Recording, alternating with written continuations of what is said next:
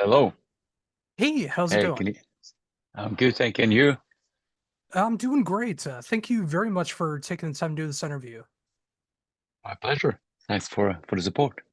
Oh, absolutely. I've been such a long time fan. I discovered you from The Adversary, and then I was able to discover Emperor from there. But it's amazing to me to be able to talk to you and able to talk about the self-titled album coming out next Friday, both in its symphonic black metal and its symphonic form, which I've gotten the chance to be able to check out the first part. That's the promo that I received. I'm still waiting on Mhm.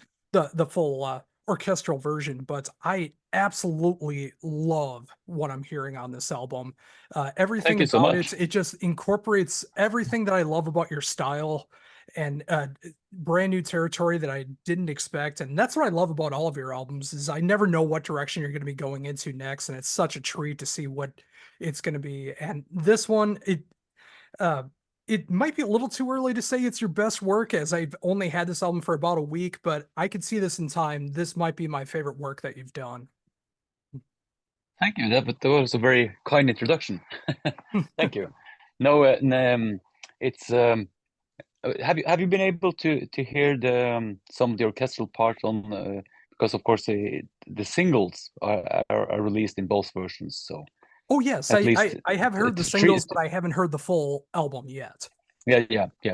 No, so yeah, personally, I mean, everybody says that, about their latest work, but I'm very proud of how this all came out, and it's been 6 years since my last like full length, which is very atypical for me because I've been very consistently releasing albums every second year since I was 16.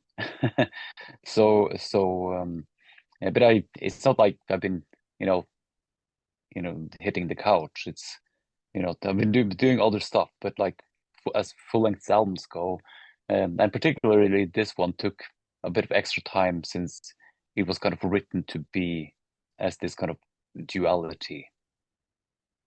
And I appreciate that so much because I really do hear that duality throughout it. I mean, I can hear all of these crazy black metal parts. I can hear these progressive parts, these experimental parts that are going on, but it sounds so cohesive the more that I listen to it. The more that I listen to it, everything starts to unlock a little bit more and everything starts to make more sense. And those are my favorite kind of albums where I can go back to it and discover something new and something just clicks for me more and more each time. I'm glad to hear it because that's the blueprint for me, as an ideal moving forward. Because I also grew up on those albums, like with Iron Maiden and King Diamond or whatever, like it's those times where you listen to albums as a whole and they seem to be connected together, not just a random collection of songs. It's like Pink Floyd, Dark Side of the Moon. You don't really listen to you know a song here and there. You kind of listen to the whole thing. And yeah, so and that was my idea going in. That's why I put like a full narrative behind this, lyrically. Um, everything is kind of built on this duality. The music is kind of presented in a dual form. There are two storylines, one that connects with the metal version and one that connects with the orchestral version. And they kind of bleed into each other, like the music. The artwork for both the versions of the album are also kind of dual layers of the same thing. In the same way as the music videos that accompany the singles, each kind of follow the trajectory and storyline of each separate story. So, and of course, within the story itself, it's this, uh, without revealing too much about it, it tears on this duality of existence and the Apollo side and the Dionysus side.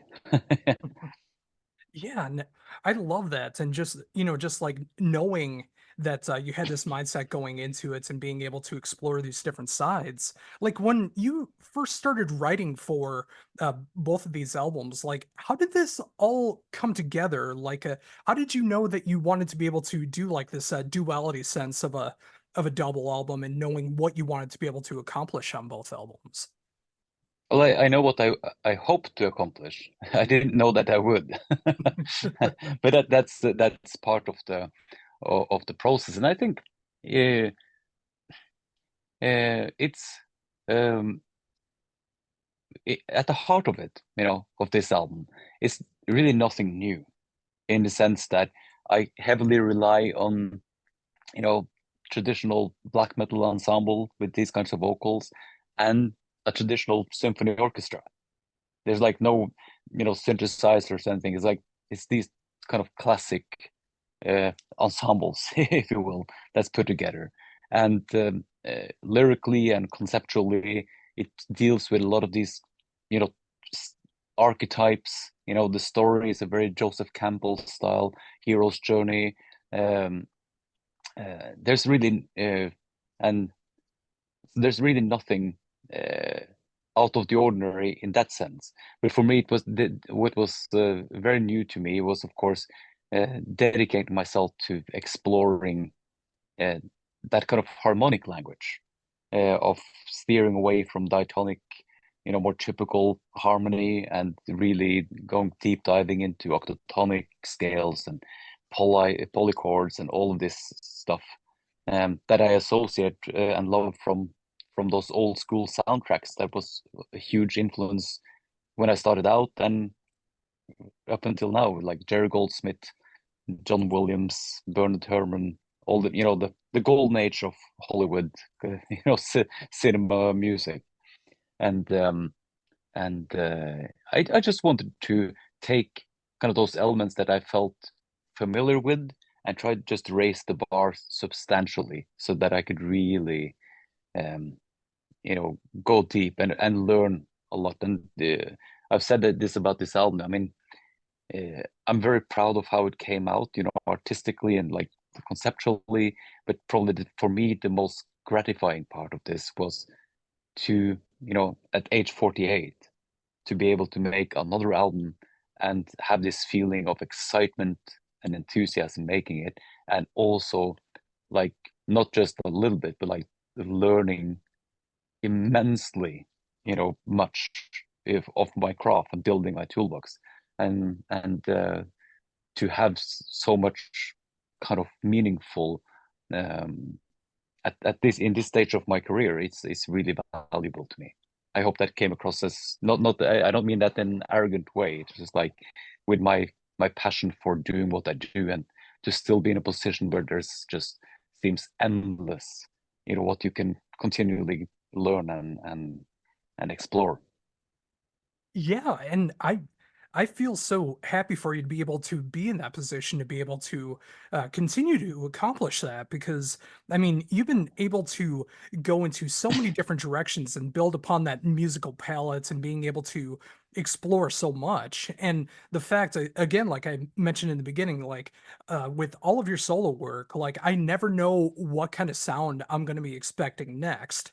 And I love that so much because you're able to explore so much of it, and I'm able to appreciate all the signature sounds that you're capable of, all the new exploratory moments that are going on through there, no matter who you're working with, whatever other musicians or anyone behind the boards that you're working with. Like it's so important to be able to find the right people to be able to work with, and the fact that you're able to accomplish all this, and again, like with this a self-titled double release and being able to do this, it's just incredible to me that you can. Oh, that's very kind. No, I feel on the other hand, I feel very, very fortunate. First of all, that it was kind of against all odds, starting out as I did with probably making some of the most, obnoxious and hated music of all time, and as a consequence, it became a thing of its own, and it became a career, without me really trying to make a career out of it. So I've been very fortunate, and the reason I got into, heavy metal, but also gradually to more extreme, thrash, death metal, eventually black metal, and also like bringing in the big sounds of orchestra and everything was, of course, I've always had a passion for, this. this impulse to explore further in music and push the boundaries of what I could learn and what I could express. And my situation has allowed me to do that. And I've been, especially through my solo career, I've been able to very uncompromisingly, follow whatever kind of influence and whim that I saw fit. And I had a strange thought that was no, but it's just like different trajectories. It's like I've often compared, there are the Lemmys of this world and the AC/DCs, and you cannot take away, that being, you know, just that idea of solidifying and kind of maintaining and kind of keeping it within your craft, within a certain aesthetic uh, that that those artists did, is valuable. It's very valuable. And I think even Rembrandt came back to painting his own self-portraits over and over again.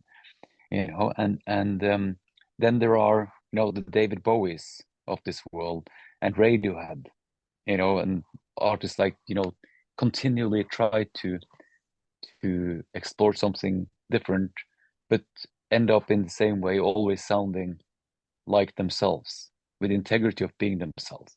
And that's kind of my hope, and what I've tried to, the trajectory that I've tried to follow, not comparing myself to those artists at all, but just the similar state of mind that it's not like I want to try and sound like someone else.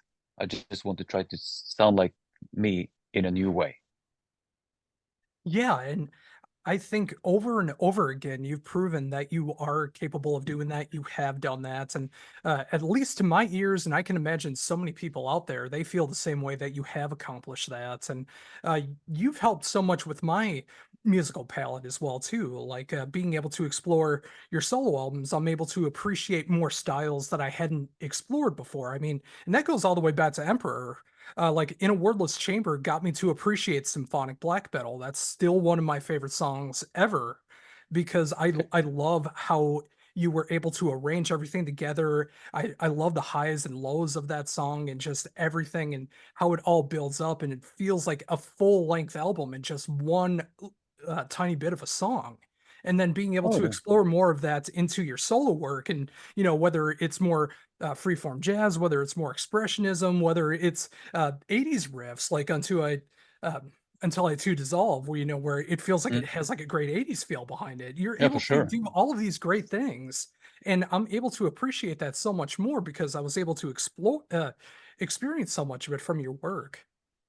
Well, thank you. I mean, it's all about when you're introduced to one thing in the first place, that starts, you might discover something more and learn to appreciate things in a bigger picture. And I'm of course, when we were like early teenagers, and even before that, it was all about metal and rock and roll, and you know all the other genres were crap and everything. And of course, now I'm the age where it's like I love great music, not a big fan of bad music.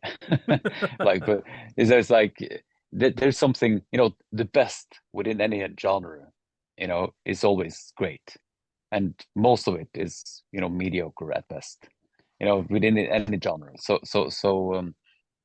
Uh, but of course, you start out, in this one end, and then you build on that. And it's like my interest in orchestral music didn't start with, Beethoven or Wagner or any of this. It started with, watching horror movies and loving the soundtracks, to these films. And you can, then you listen to John Williams, Star Wars, and like that. Wow, that's amazing. The Darth Vader theme and everything. And then someone's introduced you like, oh yeah, yeah, you like this? Have you heard Gustav Holst, The Planets? And then you hear the Mars, the Bringer of War, and it's like, oh, John Williams had his influences, and then you can kind of follow that uh, trail of crumbs, if you will, and you discover something more, and that could be the same with you read something in some lyrics or something, and that throws you into a pathway of discovering some new perspectives, and maybe you poetry or philosophy. You know, it's but it's we all, you know, if we start picking up the red thread somewhere, you know, you might find something valuable down the line. And in and of itself, it's always uh, best to not limit oneself to what you should allow yourself to experience within healthy parameters, I think. Oh, absolutely. And again, the way that you do that, and I know how many people you've been able to influence with so many different styles that you've been able to incorporate, learning so much about musical theory and instrumentation and everything that goes along with it, and all of the guesswork that you do as well too, and being able to broaden the appeal through so many different artists and bands that you've been able to work with. It's so great to see that you are able to do that. You're in the position to be able to explore all these territories. And even though this album doesn't even come out till next week, I'm excited to see what you're going to be doing for the next release, because I'm just so excited to see what that Oh, musical me talent too. is going to be bringing on next time. Yeah, I'm like very excited to get cracking on the next one because I said, I mean, it was very gratifying for me to you know, I regretted it sometimes during the process because it was really really hard. You know, just like on the technical aspect to you know, have these orchestrations that should support the metal production in a nice way, but also function individually as its own thing. It's quite a puzzle, and then just working with sample libraries and the programming and stuff that goes into it. But again, then you learn, you know. But then, as I said, in the end, I saw it through, and I, you know, got a lot of more things in my toolbox, and that makes me even more excited to maybe have you know, big ambitions for the next project. And I'm kind of getting the itch now because truth be told, I delivered masters for these two albums on the 1st of April. You know, it's just taken a long time to put all the other parts together and find, you know, from a probably label perspective and marketing perspective to get all the pieces, the video work and everything in place. So I'm kind of eager to get you know, cracking on new stuff. But then I also have pre-production and live shows to do, and doing a lot of press at the moment. You know, trying to tell people about the album. So I've had to put the pause knob on creating new stuff because yeah, if I start it and I don't get to dig deep into it, it feels worse than, you know, just setting on the pause and like knowing that you could come back to it full on. Oh, that totally makes sense. So, thinking about that as well, like for this release, I mean, obviously you get the opportunity occasionally to be able to do solo shows. Have you thought about like any of these songs in the live setting about how they would work out? That's why my voice is a bit cracked now because I was just rehearsing the set for the second time today. So I had my first show with, you know, presenting this new material on the first weekend of March. So yeah, there's a lot of work to be done yet, but you know, it's sending out rehearsal material to my bandmates and pre-production, building new rigs. It's all that stuff, and but I think it's going to be good. I mean, it's of course it has the you know, the orchestral elements. It's a very produced record in that sense, but it was kind of written in this sketch format, you know, like a piano short score first, and then applied to the different instruments. It's not really a lot of stuff that happens in the orchestra that doesn't, you know, musically happen in the guitars, and vice versa. It's the same music, and of course I will, you know, supplement the live show with the orchestral samples, but the emphasis in live situation I think will be on the metal side of things. But I just feel, you know, for all its kind of more untraditional harmonic language, I don't think it's progressive in the sense of being difficult to catch on to. I think, you know, it's not like there's 13 eighths and all these time signatures and all that all through, it's still fairly accessible and catchy, like or rhythmic driven. So I think it will a lot of these songs will lend themselves well in a live scenario, hopefully. Yeah, and I'm so anxious to hear what they're going to be sounding like in that live setting too, because they sound absolutely incredible uh on at least on the promo that I got, and I'm so excited for next week when I'm finally able to check out the full orchestral version of it, and then any live opportunities for these songs as well. I think that's just going to be so cool. But just thinking about that as well too. I mean, obviously with incorporating new material, what is it like for you to be able to put together a set list for the live shows? Because I mean, there's so much material you're able to choose from now, and now with another full album, it's just that much more music you can add to the set list. Absolutely, and then the sets that I do, do a lot of I don't do a lot of extensive touring like club shows and everything.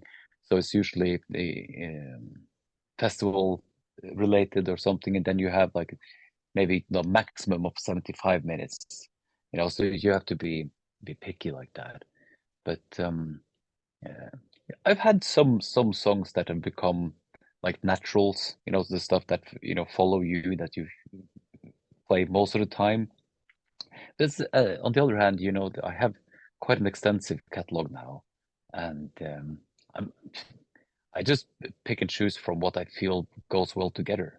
So I will put a lot of new songs in the set list and have a priority to try that out, especially that is so deeply connected to the release. And there's also a lot of the stuff from the Telemark EP that I did prior to this that I never really got to play as much live as I hoped for, because those two EPs I did prior to the pandemic were kind of intended to be like starting points for two separate tours, where I would focus on the more black metal side of things, and a separate tour that was focused more on the experimental side of things. And of course, then that never happened. So I feel like I have a lot of newer material. I was touring quite a bit after the Armor record, but since then, yeah, I have a lot of new material, and I think I want to focus on that side of things for now, and then maybe I'll come back and do more spread out set list after a while. But it's yeah, it's more fitting, like almost like an album that you want to fit songs together that feels cohesive and not just all over the place. Oh yeah, and I feel the same way as a listener, as a concert goer.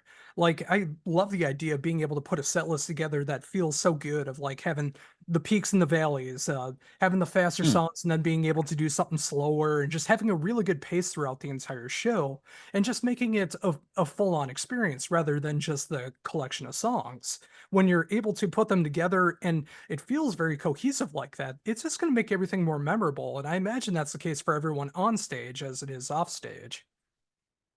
Absolutely. And then there's, on stage is also practical elements of what, some songs that work well in a recorded fashion, and other songs work better in a live situation. That really, I found some songs that, maybe were okay on the record, but then in live situation it has that energy that suits that. And I would say that for, even though I'm very pleased with both versions of the this new album, there are some songs that I, maybe may favor in the orchestral version, and other songs that I favor in the metal version.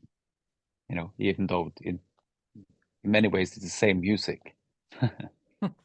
Yeah, and I love the fact that you're able to choose between both. I mean, if you like more of the heavier side, you got that. If you love more of the orchestra side, that's there as well too. And you're able to go back and forth, listen to them together, being able to hear how the first disc is different from the second disc and vice versa.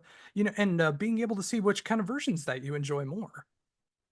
Yeah, but also maybe obviously a lot of the orchestral parts, you know, as I've been doing before, a lot of the nuances get lost in the density of how extreme metal, is expressed.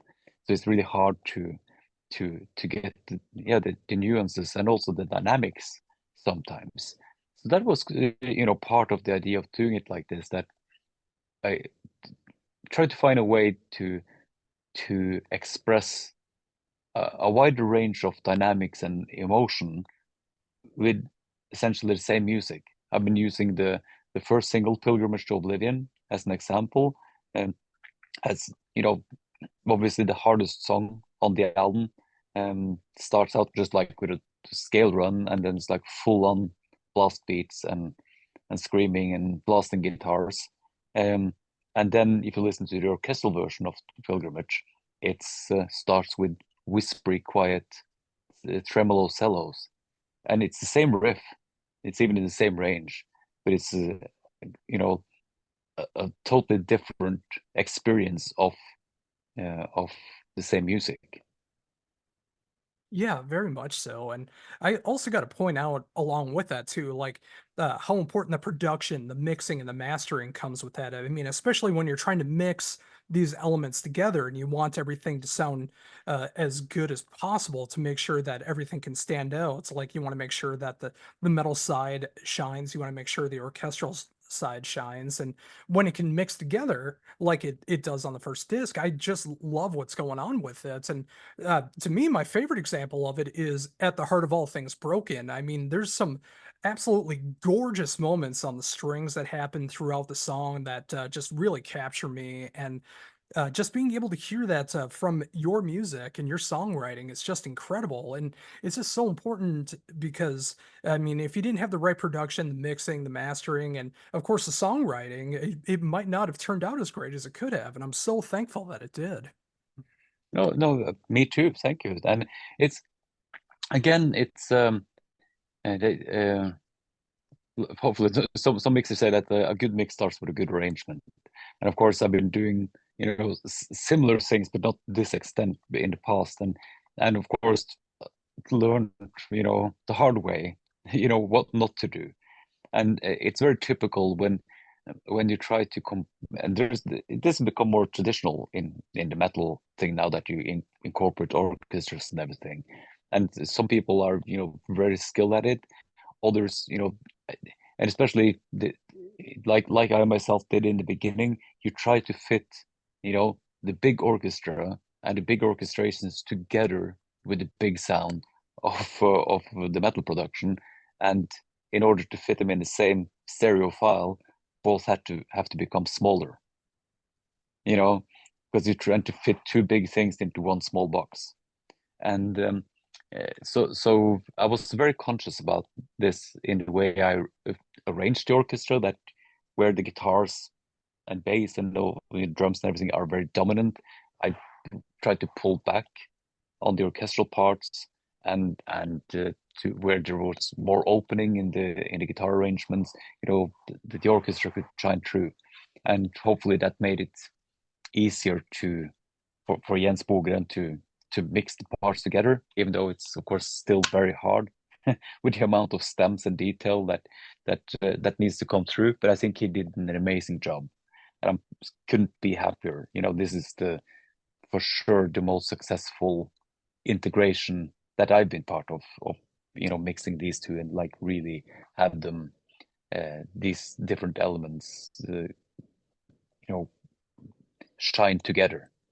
And then for the orchestral album, of course Jens could have mixed that too, but I think from the perspective of being a metal mix engineer, so I really wanted the orchestral album to sound almost like old school, or orchestral. So I did some research to find someone who specialized in mixing this kind of hybrid mock-up or orchestra thing, and Joel Dolly came up as as a very strong candidate.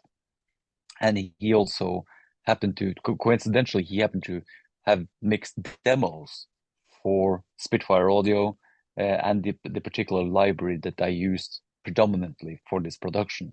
So he knew all the samples and the mic positioning and everything. So even we discussed it and had some collaboration before I printed the final stems.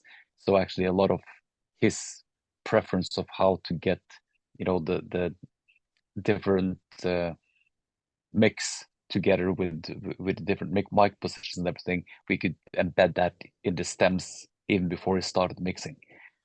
So a lot of it was done in a very traditional way. I'm Yeah, so happy how he managed to kind of polish this arrangement and blend in the real instruments, and yeah, beautiful job. absolutely. And of course, everyone that's playing on the record does a beautiful job as well. I mean, with everyone that you've been a part of, like through this album, throughout your entire solo career, and of course, Emperor as well too. I mean, it's so important to be able to work with the right people for the right album, and changes come and go, and it's so important to be able to find the right people for the job. Absolutely, and in that respect, I've also been very fortunate to have some amazing musicians on my team. The drummers. I've had a privilege of having both Tobias Ernest for a very long time, and quite a few years now with Tobias Solbach. They're you know practically both named Tobias. But for this album, on the EPs, they played on an EP each, and for this album, they don't have weaknesses, but they have different strengths. So I wanted to incorporate both of them for this album and literally just split the songs in between them, depending on where I felt they had that extra strength, and I kept both of them in the studio at the same time for all the sessions, so that they could like do that drummer thing, and have that extra communication, drummer to drummer. Oh, and that's such a smart way to do it too. I love the fact that you did that, and they were working together and making sure that they could play the best parts that they possibly could. Absolutely, and it's fun too. I do most of this on my own, but to just have the people that are involved in the music eventually, playing it live and everything, it's really great to have that involved, early in the process, and when having like a personal connection to it when coming back to it later to play it. And yeah, and Chris Baum from the US did an amazing job with the real violins, dubbing everything, and of course, yeah, Jens and his team, Joel, mixing engineers. So yeah, very talented people. Oh, absolutely. So, going back into the live setting, I mean, obviously, when you get to do these solo shows and you're able to show off your solo side, you also got Emperor as well too, which it's always great to see those classic songs being able to play live. What's it like for you to be able to balance both of those at the same time? No, I think it works out really well because it's we with Emperor we do like somewhere between 10 and 15 shows a year.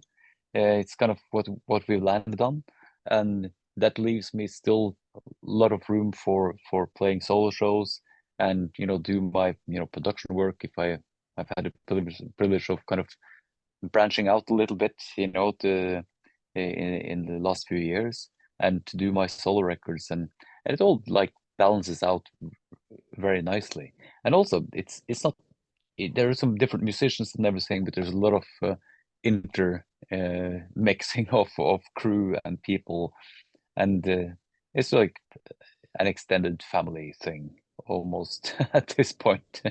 We um, there's a really nice culture within the traveling parties, and we all help each other out and have a great time. So I mean, for me, I think it's a privilege that I get to do both. Most people don't get to have something like Emperor, and I had that, and I could still continue with my solo career, and I get to do both. So it's really the best of both worlds, I think, where you have. It's amazing to see when we go. We've been all over the world with Emperor now, and to meet. We were just in South America last year for the first time, and for Latin America, and it's have several generations of people who seem to have a relationship to those old songs. They sang along to everything. It's quite humbling. And um, as I said, it's always boring to rehearse I'm the Black Wizards, but it's never boring to play I'm the Black Wizards live, if that makes sense. And at the same time, it's not like because I think I'd hate to be in a position where everything that I got to do was this kind of nostalgic approach. So I'm very happy that uh, to be in a position where my current music is still a very mm, big part of my everyday work. Because that was initially what drew me into this life and this work in the first place was to do this. Oh yeah, and I've been seeing it all over the internet the last couple days, where you did an interview talking about how there was really no need for a new Emperor album because uh, you can't defeat nostalgia because people want to be able to hear those classic songs. But again, I love the fact that you can do those classic songs, be able to have that appreciation, like you mentioned in the live setting. I mean, it's like when you're playing with Strength I Burn, it feels better to do that in a live setting than rehearsal. But you also have the other side where you can experiment and make the music that you want to make and be able to continue that creativity. And, just being able to explore Emperor and your solo work. I mean, that's most musicians' dreams to be able to explore all these different territories and have a deep fan base for both of them, and I love the fact that you're still doing that to this day. Mm. Again, I've been, sometimes I have to pinch myself. It's really haven't gotten the best of both worlds, and that is something that I'm more and more, conscious about. The gratitude for having this opportunity, and that is also that's why I also make very conscious decisions to put myself in the situation where I never take that for granted, that I'm never bored getting to do what I do, and put myself in situations and scenarios where I am enthusiastic and excited and appreciative of what I get to do, and I think that is the only in many ways it's a selfish thing, but on the other hand, if I'm not excited about doing my job, I can't really expect people to be excited about listening to it or seeing it performed live. It has to be for real and it has to be genuine. And in particular, this style of music, people who are drawn to this style of music, or they consciously or not, they can smell if it's not genuine. So I think that's a very, very big part of it. And the only way I could truly, you know, in a sense, be appreciative and give back in for the privilege of making more music and have people listen to it. And I couldn't agree more. And from the fan perspective, I'm so appreciative that you do still have that heart and passion, no matter what you're doing, whether it's an Emperor show, whether it's new solo work, whether it's whatever happens in the future, any guest work, anything else that you do in the future. I can't wait to see what happens. And I just want to thank you again so much for taking the time to do this. I see Zoom's about to close out on me, so I just wanted to Okay. thank you so much for taking the time to do this. And of course, Thank you so the much self-titled for the release support. coming out next Friday. I can't wait for everyone to be able to check this out. I'm so honored to have been able to check out the promo at least for the first disc. I can't wait for both. And getting to talk to one of my biggest musical influences, both playing instruments and from just a musical perspective. It means so much to be able to talk to you. And I can't thank you enough Thank you. during all the busy time that you got going on that you took the time to be able to talk to me. Thank you so much. Oh, thank you, my friend. It's very, very nice to talk to you, and you've been saying so many nice things. I almost blush. But thanks for the support. No one gets to hear the music if no one tells them about it. Especially in this kind of saturated digital world that we live in. So I really appreciate the support and your dedication to both listening